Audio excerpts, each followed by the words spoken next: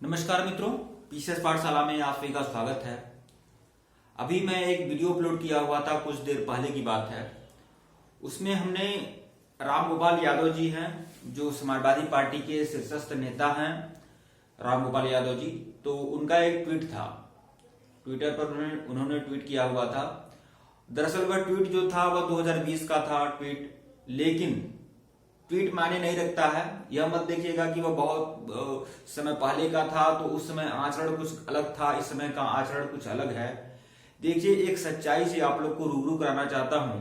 यह जो भी वीडियो है, यह जो वीडियो मैं आप लोगों के लिए बना रहा हूं, यह सिर्फ और सिर्फ बीएड के अभ्यर्थी ही इसे देखा, क्योंकि यह जो तकलीफ है, यह जो दुख है, सिर्फ और सिर्फ बीएड के अभ्यर्थी ही इसे महसूस कर सकते हैं।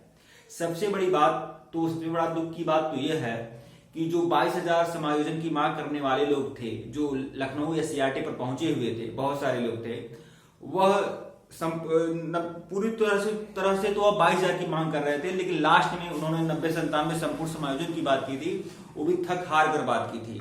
तो 22,000 वाले जो भी लोग थे एससीईआरटी लखनऊ पर थे, उन्होंने ज्यादा समय दिया सरकार को मनाने के लिए कि सरकार से विनय निवेदन किए पूरी तरह से, इस समय जो तत्कालीन सरकार है, कि वह मान जाए और 22,000 सीटें 69,000 टीचर भर्ती में ऐड करें। लेकिन सरकार ने नहीं किया, बल्कि उसी 22,000 में से 6,800 सीटें अलग से फिर से चयन सूची बना दी गई। हालांकि वह भी मामला न्यायालय के अधीन है, न्यायालय में चल रहा है, उस पर मामला लंबित है। तो लेकिन देखिए दोस्तों, यहां पर आप लोगों को बता दें, जब लोग यह थक हार गए, एससीईआरटी लखनऊ पर जो लोग 22,000 की मांग कर रहे थे, ये जब लोग थक हार गए, तब उन्होंने सोचा कि अब समय कम बचा है, तो वह बहुत सारे लोग, बहुत सारे अभ्यर्थी, जिसमें हर वर्ग के अभ्यर्थी थे, वह सीधे सीधे समाजवादी पार्टी के कार्यालय पे गए, वहां जिंदाबाद का नारा लगाया, समाजवादी पार्टी पर विश्वास जताया, और वहां पर राष्ट्रीय अध्यक्ष से मुलाकात भी हुई थी। समाजवादी पार्टी के राष्ट्रीय अध्यक्ष से मुलाकात किए थे वो सभी लोगों ने। समाजवादी पार्टी के राष्ट्रीय अध्यक्ष ने भी अपने फेसबुक हैंडल पर और ट्विटर के जरिए सारी सूचनाएं दी कि हमारे साथ बहुत सारे लोग आ चुके हैं 69,000 टीचर भर्ती में। जो असंतुष्ट लोग हैं, जो हर वर्ग से आते हैं, वह सभी लोग हमसे मिले और समाजवादी पार्टी पर विश्वास जताया, पूरी तरह से समाजवादी पार्टी पर विश्वास जताया, और इस समय तत्कालीन सरकार को जमकर कोसा। तो इस तरह से उन्होंने अपनी बातें व्यक्त किया, और नरोत्तम दास पटेल जी ने कुछ इसी हो सकता है कि ये जो मैं बोल रहा हूं इसमें थोड़ा फेरबदल हो सकता है, लेकिन कुल मिलाकर भावार्थ यही था।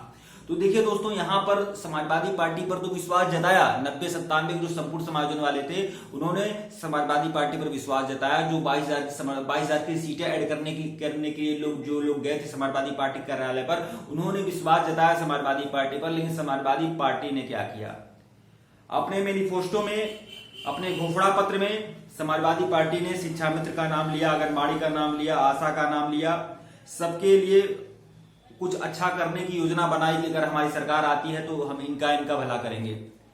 लेकिन बीएड के अभ्यर्थियों के लिए कुछ नहीं है, समाजवादी पार्टी के घोषणा पत्र में कुछ नहीं है। 2 लाख नई टीचर भर्ती की बात किया गया है, तथाकथित घोषणा पत्र जो हर जगह सोशल मीडिया पे चल रहा है। 2 लाख नई टीचर भर्ती की बात की गई है समाजवादी पार्टी के घोषणा पत्र में, 2 लाख नई टीचर भर्ती की बात की गई है, जिसमें से 1,30,000 समायोजन करना है, शिक्षा मित्र बंधुओं का भी समायोजन करना है। और उसी घोषणा पत्र में यह भी कहा गया है कि 2 लाख नई टीचर भर्ती हम करेंगे, और साथ ही साथ शिक्षा मित्रों को परमानेंट करने की नैतिक जिम्मेदारी भी हमारी बनती है।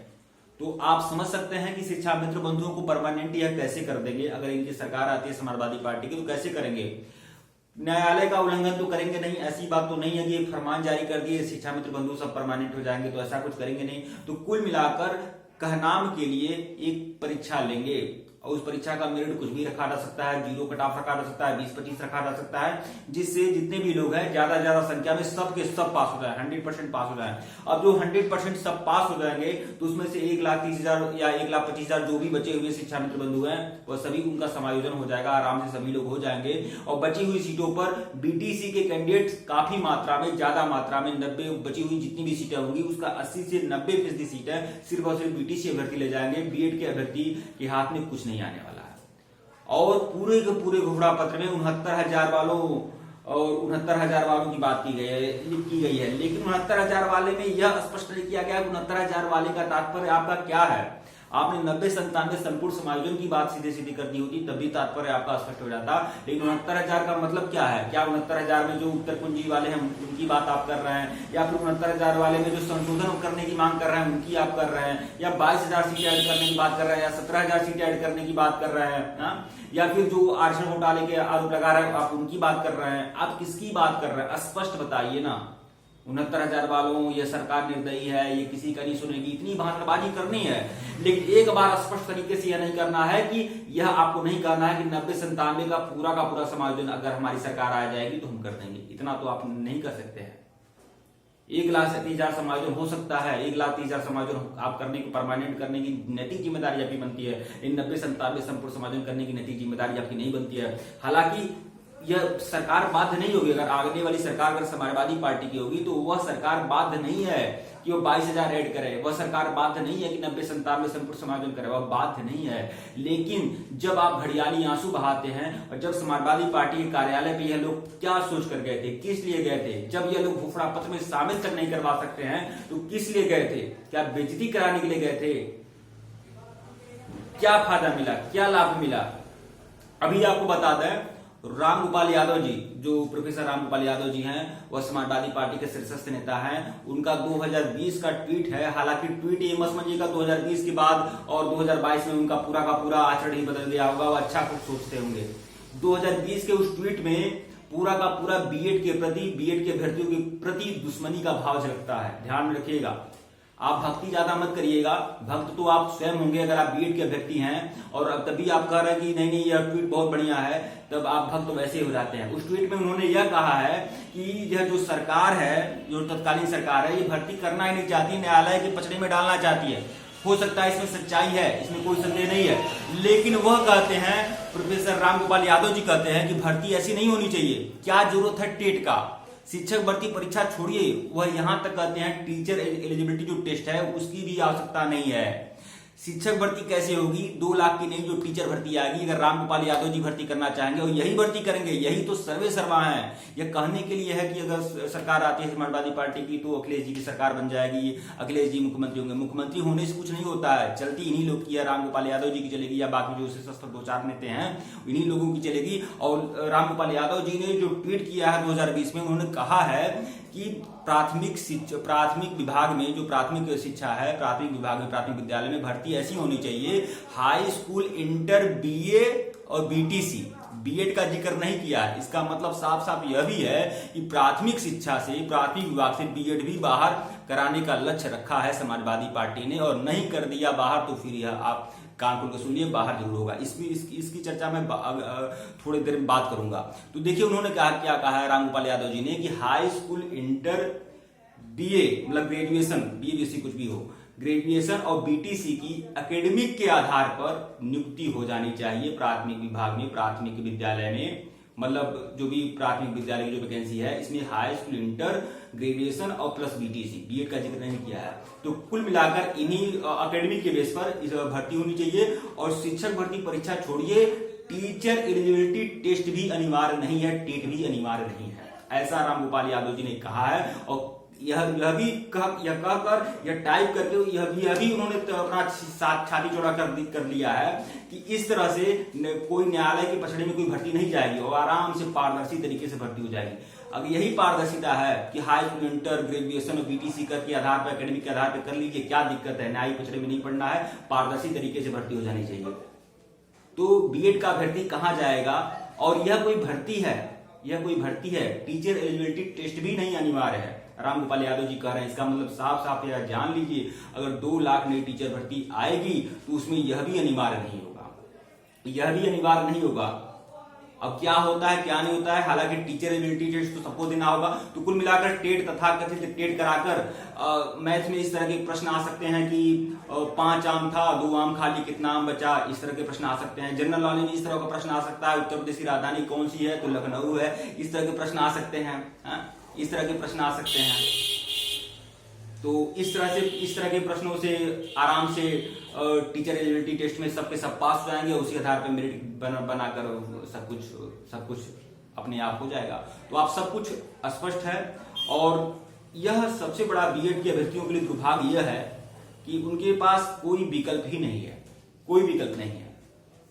टेट 2011 वाले जो थे पूरी तरह से उनका मतलब उनके विषय में भी हालांकि अब वो टेट 2011 वालों का नाम ले रहे हैं, वो भी चुनावी मंच पे ले रहे हैं अपने घोषणा पत्र में। टेट 2011 के लिए उनके पास कोई हमदर्दी नहीं है, वो मंच पर ले रहे हैं।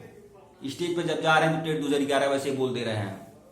लेकिन जब तक आप चुनावी घोषणा पत्र में शिक्षा मित्र जगह पा सकते हैं, आशा जगह पा सकते हैं, आंगनबाड़ी जगह पा सकते हैं, सफाई कर्मी जगह पा सकते हैं, निवेशकों के बारे में आप सोच सकते हैं और बीएड के भर्तियों के बारे में नहीं सोच सकते हैं।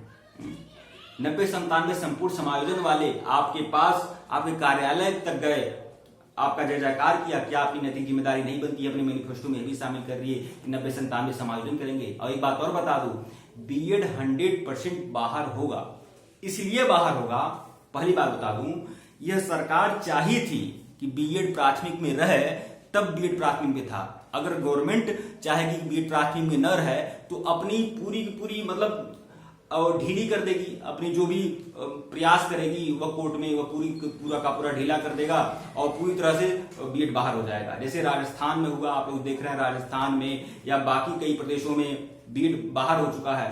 तो यहां पर भी यही स्थिति हो सकती है और यह चाहते हैं। रामगोपाल यादव जी के ट्वीट में बीएड का जिक्र नहीं है। 2020 का ही अगर ट्वीट है तो उसमें बीएड शामिल था। प्राथमिक विद्यालय में 69,000 की भर्ती में अगर बीएड था तो आप 2020 में अगर ट्वीट कर रहे हैं तो उसमें बीएड का जिक्र क्यों नहीं कर रहे हैं? बीटीसी की अकेडमिक कर रहे हैं कि high school inter BA graduation और बीटीसी की मेरिट के आधार पर नियुक्ति होनी चाहिए। टेट और शिक्षक भर्ती परीक्षा का कोई मतलब नहीं है। तो यह कुल मिलाकर चरित्र है आज के सभी राजनीतिक दलों का और कुल मिलाकर बीएड के भर्तियों के लिए किसी प्रकार का कोई अवसर ही नहीं है, कोई विकल्प नहीं है। सबसे बड़ी बात आपको बता दें, प्राथमिक विद्यालय में बीएड चाहता ही नहीं है कि वह प्राथमिक विद्यालय में जाए और प्राथमिक विद्यालय में पढ़ाए। वह शामिल नहीं होना चाहता है। 69,000 टीचर भर्ती 68,500 में है, लेकिन सरकार जानबूझकर शामिल करती है और इसलिए उसे करवाना पड़ता है क्योंकि वह अवसर नहीं दे रही है। उच्च प्राथमिक विद्यालय में भर्ती नहीं आती है, कभी भी भर्ती नहीं आती है। और बीटीसी के जो अभ्यर्थी यह कहते हैं कि बीएड को बाहर होना चाहिए, उन्हें यह ज्ञात होना चाहिए कि जब वह 10 साल या 15 साल तक कोई अध्यापक 1 से 5 में पढ़ा लेता है तो प्रमोट करके उच्च प्राथमिक में जाता है। हालांकि उच्च प्राथमिक में उसे नहीं जाना चाहिए। उच्च प्राथमिक जो होता है यह बीएड के अभ्यर्थियों के लिए एलिजिबिलिटी होती है उच्च प्राथमिक में पढ़ाना, लेकिन बीटीसी का भर्ती जाता है। अगर प्राथमिक में 50,000 की भर्ती आती है तो 15 से 20,000 की भर्ती अगर उच्च प्राथमिक में गवर्नमेंट देती है तो बीएड के भर्ती को फिलहाल कोई आवश्यकता नहीं पड़ेगी, वह प्राथमिक में जाए। और सरकार को यही करना चाहिए, गवर्नमेंट को यही करना चाहिए। और प्राथमिक में अगर कोई पढ़ा रहा है तो वह पूरे जब तक वह रिटायरमेंट ना हो जाए तब तक उसे प्राथमिक में ही पढ़ाना चाहिए, उसे प्रमोट करना ही करना चाहिए। क्योंकि वह जो उच्च प्राथमिक जो होती है वह बीएड का घर होता है। बीएड के अभ्यर्थी एलिजिबल है पढ़ाने के लिए उच्च प्राथमिक में। तो यह सब कुछ सोचना चाहिए। हालांकि लड़ाने झड़ाने वाला काम होता है सरकार का। और देखिए, हालांकि यह जो ट्वीट है रामगोपाल यादव जी का बहुत ही निराशाजनक है और सरकार का जो समाजवादी पार्टी का घोषणा पत्र है कि हम 1,30,000 का समायोजन करेंगे, परमानेंट करने की हमारी नैतिक जिम्मेदारी बनती है शिक्षा मित्र बंधुओं की, तो यह भी सही है, फैसला सही है। लेकिन अगर 1,30,000 का समायोजन आप कर रहे हैं तो 3 लाख ने टीचर भर्ती निकाली, अलग से 1.5 लाख नई भर्ती निकाली, तब समायोजन को आप क्यों उसमें काउंट कर रहे हैं?